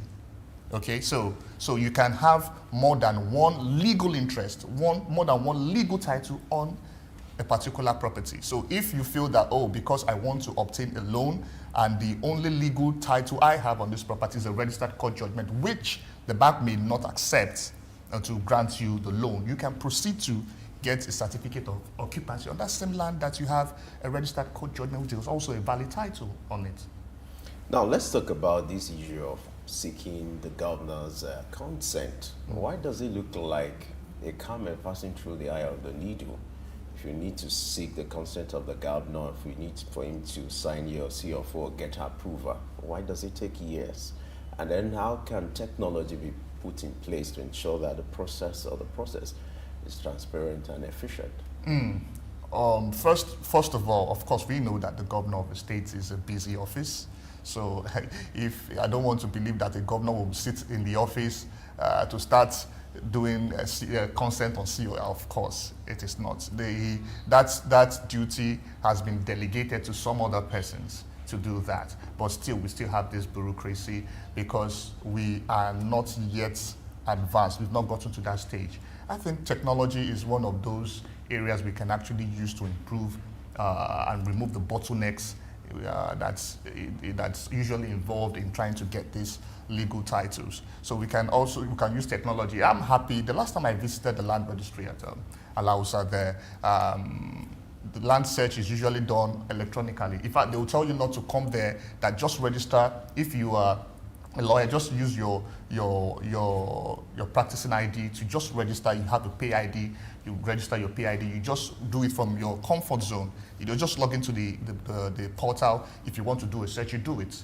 If you want to submit your documents to get governor's consent, you want to do CTC of these titles, you just do it from the comfort of your area, and that's all. So I think it's a right step in the right direction. So very soon, with the way Lagos State is moving with technology with respect to processing land titles, I think very soon we'll get to a point where you won't have to spend up to a year or two before you can get legal titles on your property. Yes. We'll go on a break, but when we return, we're looking at disputable ownership based on the land title. Stay with us.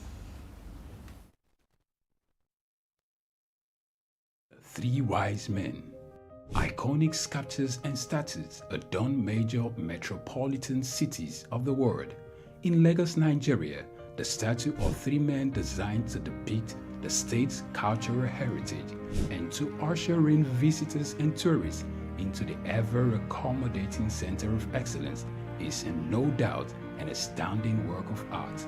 Originally built under the administration of Colonel Raji Rasaki, designed by Bodu Shodende in 1991 and standing over 12 feet high, referred to as Agba Meta or Aro Meta, the three sculptured chiefs were placed along the Lagos-Ibadan toll gate to welcome people coming into Lagos State. The statue called the Three Wise Men by many has become a major signature for the state. Three white-capped chiefs clad in white wrappers knotted across their shoulders and with clenched right fists are shown in the artwork. The images fascinate and create impressions in the minds of visitors coming into the state, captivating the attention of visitors who look with keen interest, pondering on the messages which the posture of the engraved images signifies. The Three Wise Men has been relocated thrice from its original position at Ojodu Berger end of Lagos-Ibadan Expressway to Magodo area before its final relocation to its present site at Olowo Drive. The sculpture has suffered severe damages over the years and renovated. Bodu Shodende, through this sculpture, depicted the highest honor that can be afforded to anyone in the Eko greeting tradition. The Three Wise Men, Arometa, SOUQ, Enlightenment.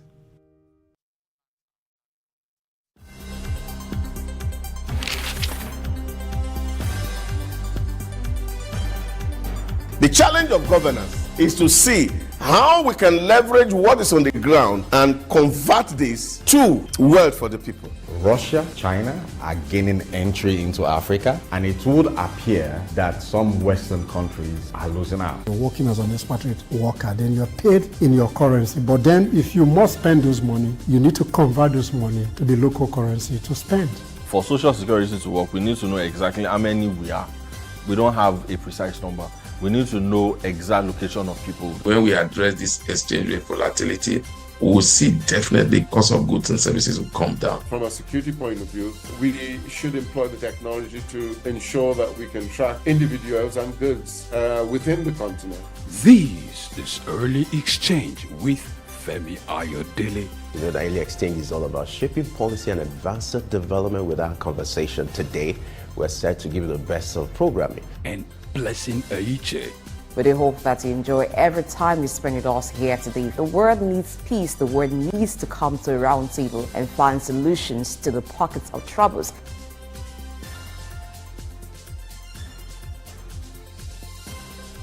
Early Exchange, shaping policy, advancing development. Thank you so much for staying with us on Early Exchange. We're looking at legal titles of land. What title does your land have? Again, I ask, maybe it's time you check and see if you have the right one that ensures that, yes, you are the real owner of that land. So that brings us to disputable ownership based on the land title. Now, I've seen situations where a person has documents showing that they own the land, yet the land comes under dispute. It goes to court and is awarded to the other party claiming ownership of that land. Are there titles under which a land cannot be disputed? Are there titles under which a land can be disputed? Yeah, of course, just like I've said earlier, that the certificate of occupancy is the most valuable title you can have on a land. Now, however, there are instances where you see two persons presenting two different certificates of occupancy on a single landed property. So the question is, whose certificate of occupancy is authentic, is better than the other? So that is where the issue of, who actually obtained the certificate of occupancy first comes in. So of course, the court will look at, out of the two certificates of occupancy presented on a particular piece of land, which of them comes first. So whoever comes first, of course, is the genuine owner of that property. So the courts will decide in that manner. What about some documents? I've heard of community approval, the monarch's approval. All of this, what are they? Do they count? Yes. The issue you used to have with a lot of people who purchase landed properties or purchase lands is that they don't know the distinction between titles to land and land documents.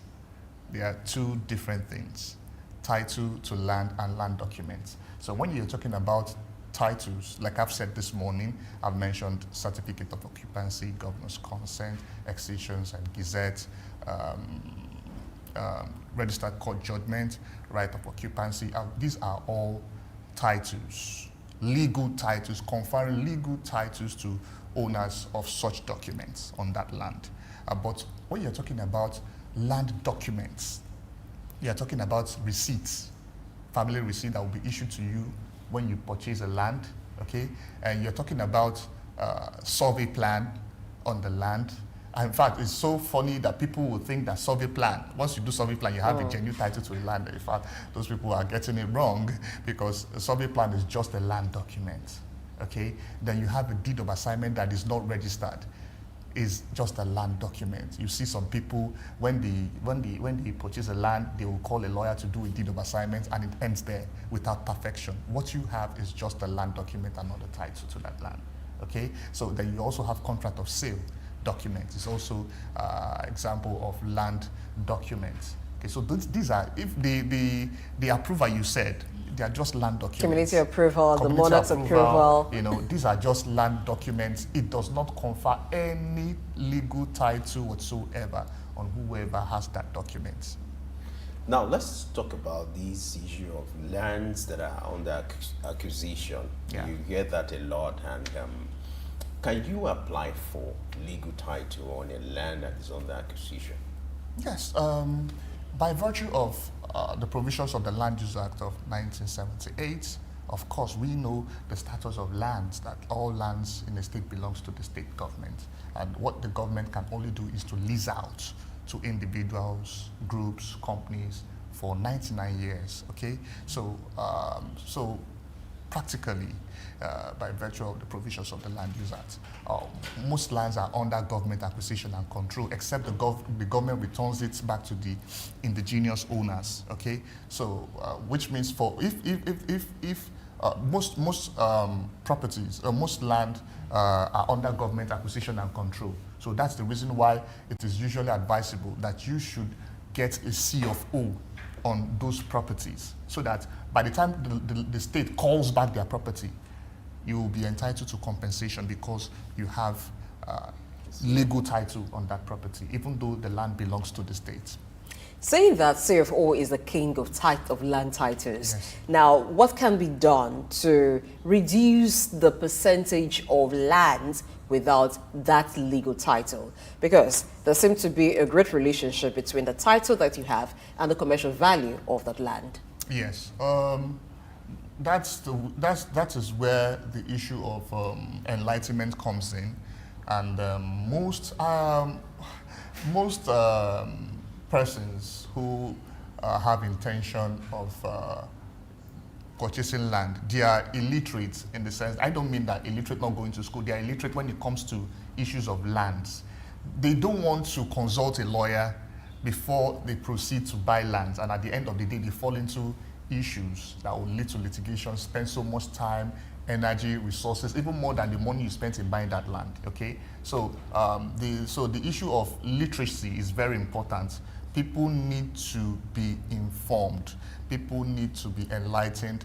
People need to be educated on what it entails to get a valid title to a land, a valid legal interest and title to a land. You don't just buy a land and you don't do the perfection, getting the C of O.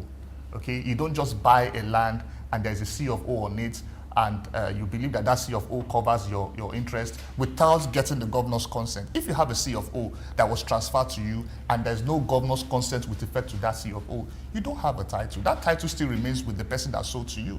So the person can come tomorrow and start laying claims on that property that property belongs to me. I never sold it to you. You know, so these are issues. People who go into properties, real estate, buying lands and landed properties, they need to be informed what are the various kinds of title you can get on a land and the process involved in getting these titles. Now, taking a clue from the experience you've had with some of your clients, what are other mistakes or error people make when they need to acquire landed properties, especially when it's just from one person to the other, not from a government agency this time around, especially from one individual to another individual? What are these common mistakes people make, and then what are the due diligence that they are supposed to do to ensure that you have the right documents? The first thing is, if you want to buy a land and you are not a lawyer, the first thing I expect you to do is to consult a lawyer. Oh, I want to buy this land. Can you help me do a due diligence? Now, due diligence involves stages.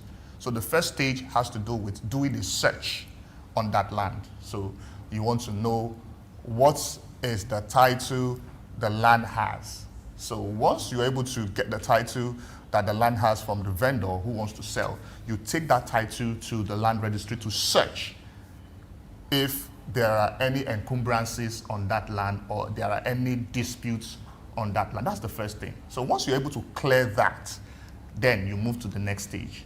So the next stage will be for you to go and inspect the land to see it physically for yourself. Okay, so once you do that, then the next stage is you now start negotiating for the purchase price. Of course, purchase price depends on, the value of purchase price depends on the kind of title that land has. A land that has a C of O, of course, it's going to be expensive, because it's a legal interest, and C of O is the most valuable type of title one can have on a land. So once you make the part payment with respect to that property, you draw up a contract of sale, and the contract of sale will state that the time within which you're supposed to pay the remaining balance. So within that period, the vendor is supposed to deduce the titles he has on the land to the lawyer or to the purchaser to verify and all. So once it is verified and you see, okay, this title is perfect, then you pay the balance of the purchase price. Then the lawyer to the purchaser comes up with a deed of assignment. It's executed between the parties. Then he must perfect the deed of assignment. Perfect the deed of assignment. I mean, if the land has a C of O, you get the CTC of the C of O at the land registry, you do the governor's consent, you do the registration, you do the stamping. Then once you're done with the governor's consent, you do the CTC of the governor's consent. It's as simple as that. Now let's look at the place of different parties or different authorities, so to speak, when it comes to land. So in areas where you have the community selling land, you have agents selling land, and they're to give you certain documents. Talking about the community, for instance, you have instances where they call for verification, time upon time. Does the community have the power to be carrying out verification of land ownership, maybe a year after the lands have been sold, 2 years after the lands have been sold, even several years after the lands have been sold but not developed. What is the right of the initial landowners over the land after it's been sold? Yes, I didn't mention as part of the titles or the legal interest you can have or legal titles you can have on land, we have what is actually known as a freehold interest. Now this freehold interest is what is usually prevalent in areas like Ekpe, where the lands are majorly owned by the indigenous people of Ekpe. So in that instance, what it means is that the land is not under the control of the government.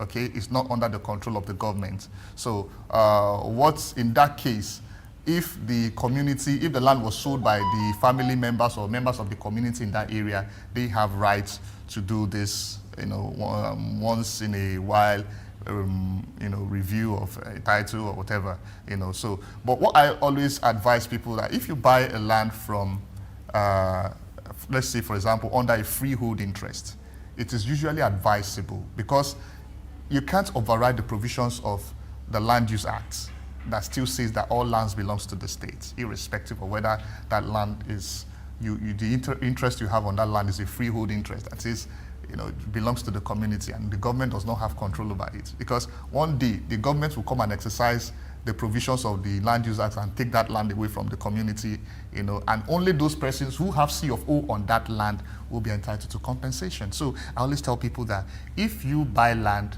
and the interest you have on that land is, the legal interest you have on that land is a freehold interest. So it's always advisable that you do a C of O on that land so that anytime government, invokes the provisions of the Land Use Act to collect the land, you'll be safe and you'll get a compensation because you have the certificate of occupancy which shows that the government has leased that land to you, and if they want to take it from you before the expiration of 99 years, they have to compensate you. When talking about land matters, definitely we can't but talk about the activities of the Omoniles, what is known as land grabbers. Yes. They are gradually becoming forces to reckon with. They are like necessary devils, if I may put it that way. And it's looking like they are holding the state to ransom. Is there anything that can be done to control the activities of land grabbers? I think the Lagos state government established an agency that has to do with land grabbing agency. So, and I think one of the initiatives of that agency is to disrupt any area in Lagos where land grabbing is prevalent. I think that agency came up during the time of Fashola's administration. That was when that agency came up. And that agency have been doing well in trying to ensure that there are no issues of land grabbing in Lagos State. Even as local, when I say local as Ekpe is, I don't think that there are issues of land grabbing there because I still went there to do a due diligence on the property which a real estate company from the UK wants to invest in, and there was nothing like land grabbing, even up to the time that the person bought the land and did the perimeter fencing, there was no issue of giving Omalile 50,000 or 100,000 to be able to work on that piece of land, and it's inside in Ekpe. So. But it's not widespread. That may just be an area where such issues are not seen, but across different states and in different areas, you still find this. It's almost like it's the regular thing to do, or it's been institutionalized. That once you're developing a land, these are the people to settle, and there is nothing you can do. You can't get the police involved. You can't. It's just as if, pay them, they must collect this. Yes. It's an informal tax, kind of. Yes. What I'm saying is that in Lagos, it is not prevalent because of the land grabbing agency established by the Lagos to curb the issues of land grabbing. These things are usually prevalent in places that are outside Lagos, very close to Lagos. I think in Ogun State, for example, is very prevalent there. So it shares borders with Lagos. But in terms of Lagos, I don't think that anybody will come out and say he's a land grabber. Of course, you'll be arrested and you'll be prosecuted. Could it be as a result of the existing laws against the activities of yes, land grabbers? which and how often has people, taken advantage of that law? Yes, of course. A lot of people, like I said, are not literate when it comes to land matters. When it comes to land matter, a lot of people don't know that there's an agency that has to do with that. There's an agency that was set up by the government, Lagos State government, to curb land grabbing. A lot of people don't know that. A lot of people live in the fear that if I don't give these people money, they will not allow me to do my job. After all, how much is the money they're asking for? Let me just give them and let them not disturb my job. They don't know that if these people get arrested, they could be prosecuted. So, for the commercialization of a property that doesn't have CFO, or when one needs that for bank purposes, in absence of the CFO, what kind of title can substitute and still will be recognized or accepted? It depends on what the bank wants. I'm not a banker anyway, but I know that most mortgages are usually legal mortgages. Most mortgages that banks usually want, usually legal mortgages. That is, you are presenting a title document that is a legal document. So, but I know that most banks always prefer the C of O because, it's the most valuable legal title you can have. It can be disputed. It can be disputed. So, but some banks can also take some other ones, like I've mentioned. They can take some other ones, like I've mentioned, annexation or gazette.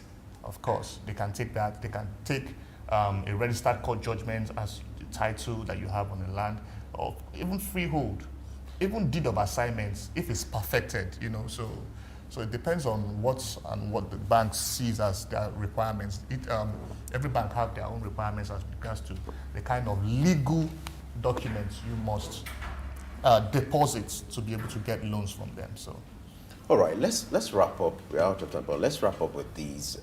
What do you think people should do, or the Lagos State government should do, looking at this staggering number of defaulters when it comes to legal titles? What can be done to correct this kind of development so that at least they'll be better informed and these defaulters will reduce over time? If you have 94% in Lagos, that's quite disturbing. Yeah, quite disturbing. Well, the truth of the matter is that nobody wants to queue at the land registry for 3-4 hours because you want to perfect your title to a land, except it's very urgent.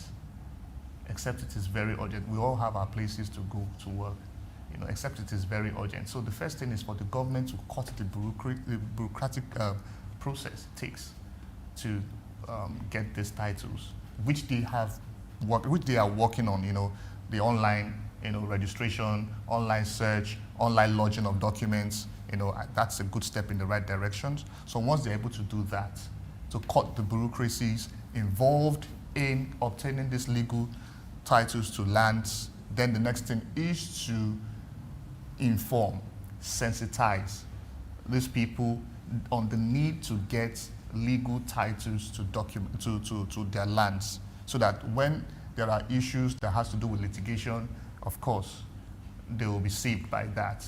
Or where there are issues of compulsory acquisition, they'll be saved by that. So, finally, how expensive is it to get some of these titles, particularly CFO? Well, somebody asked me that question yesterday, and I told the person, you can't really say. These things are administrative. Of course, on paper, it looks very, very small, the amount you're going to spend in getting these titles, but you have to shock a lot of people to be able to get this thing out. Real shocking. Yes, shock a lot of people. Yes, you know what I mean by shocking a lot of people. For example, ordinarily, if you want to get the CTC for a title, it's not more than 5,625 naira. But on paper, yes, but you might end up spending like 15,000 because you are shocking one or two persons to help you to do it and let it come out on time. To fast track the process. So ordinarily, on paper, it doesn't cost much, But in let's just leave reality, it at there. you may need to grease some Let's just palms or go through go through a distance. People go as far as telling you that you have to cook rice for them when they are coming to come and inspect the land. I mean, from the ministry, you can imagine. But let's just leave it at there. All right, we hope that the process in acquiring legal titles for land is harmonized and made as seamless as possible. And it comes out, the C of O or whatever titles that the landowners may be chasing comes out in quick time. Because people buy lands for different reasons. For some, they want to develop the land. For some, they also want to resell or do business with it. It's some money that has gotten into the acquisition of the land. It should be something that those who have invested should be able to recoup in good time. Thank you so much, Victor Jibino Esquire, who is a lawyer in Lagos, and that's why he's been able to talk extensively about the issues around legal titles of land in Lagos. He's also managing partner and head of corporate, commercial, and general legal services, Optics Legal Consulting. But thank you for your time on Early Exchange today, and the lecture you've given to landowners and those who intend to buy lands in Lagos, how to go about acquiring titles for their land. That's the show today. It's a wrap. Thank you for watching. I am Blessing H. You can watch the show all over again on YouTube. And then, of course, stay the whole day with SOUQ News. You will not regret it. I know you have your further gratitude for the wonderful programs that you enjoy on SOUQ News. We know you can thank us later. Enjoy your day and be kind to those around you. You've heard it all from our guests. There are a lot of differences between, like, document, having a document and having the right legal titles. A lot of people hold documents, but they do not have the titles. So you need to ensure that this is done. In that little opportunity that you have, ensure that you maximize it, because everything big in life starts from little. The conversation continues on our social media platform. An Early Exchange returns tomorrow. I am Femi Ayodele. Bye for now.